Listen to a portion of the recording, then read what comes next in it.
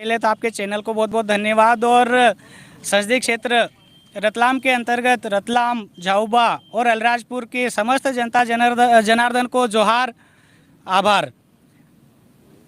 देखिए, आज हमने भारत आदिवासी पार्टी के बैनर तले नामांकन दाखिल करा है। इसका मतलब ये है कि भारत आदिवासी पार्टी के बैनर तले सिर्फ बालू सिंह गामड़ ही नहीं लड़ रहा है।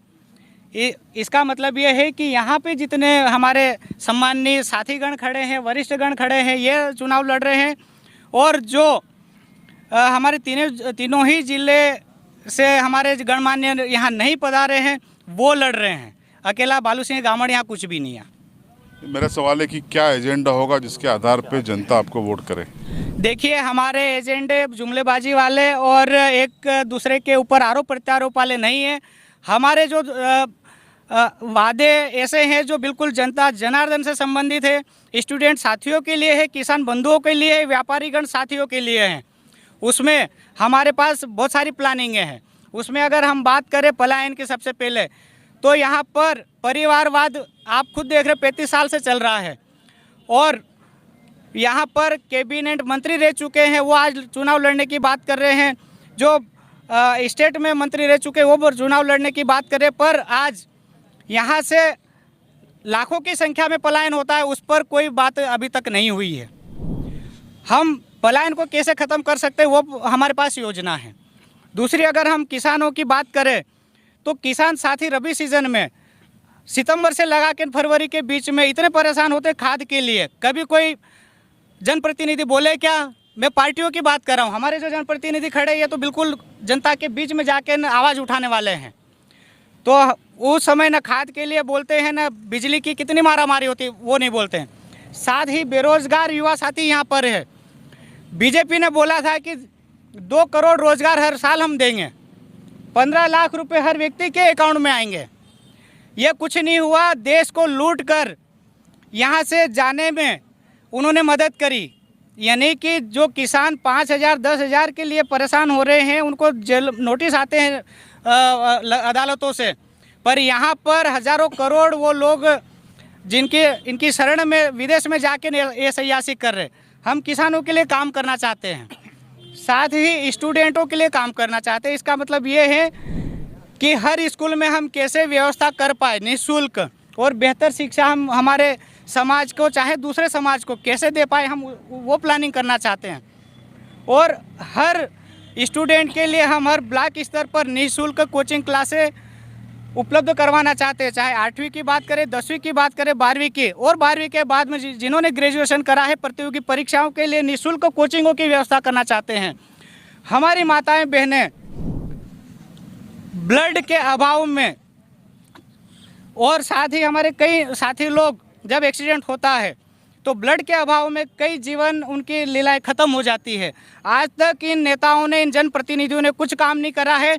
हम उसी को लेकर हर ब्लॉक स्तर पर ब्लड बैंक की व्यवस्था करना चाहते हैं, ताकि जो हमारा जो जीवन है वो अमूल्य है, उनको चाहे किसी कास्ट का हो, किसी वर्ग का हो, माताएं बहनें हो, चाहे हमारे साथी हो, बड़े बुजुर्ग हो, हम उनके जीवन को बचाना चाहते हैं।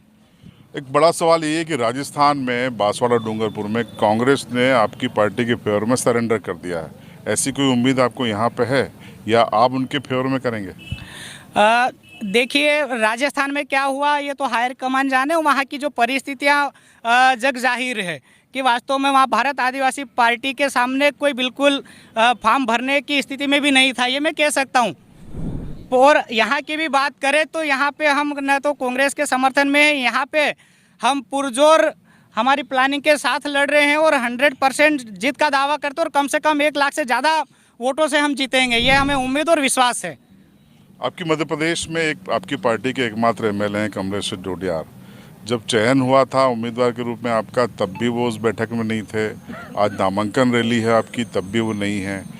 तो ऐसा क्यों हो रहा है कि वो प्रमुख मोर्चों पे दिखाई नहीं दे रहे हैं? देखिए सर, एक बात बताऊं कि हमारे जो जनप्रतिनिधि है वो जनता के बीच में रहने वाले हैं। तो उस समय की अगर बात करें तो वो विधानसभा में हो सकता है सत्र चालू हो या उनके विशेष कार्यों से वो गए हुए थे।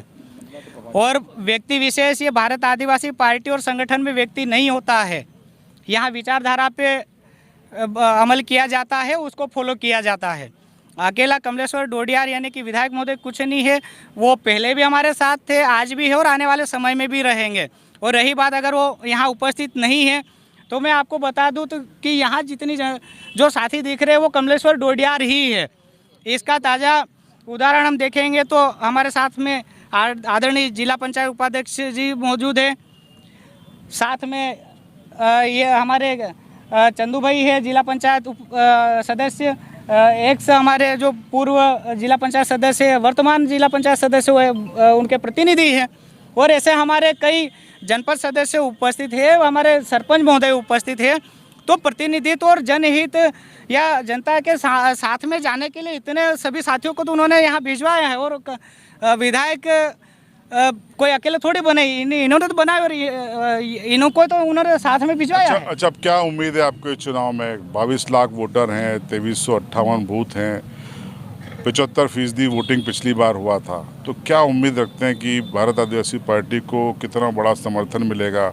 जीत कितने अंतर की होगी अगर आपको लगता है तो?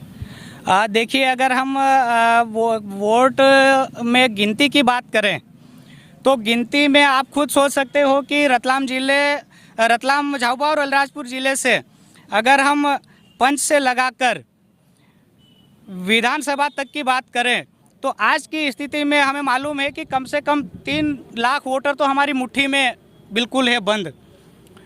और रही बात जीत के दावे की तो लगभग हम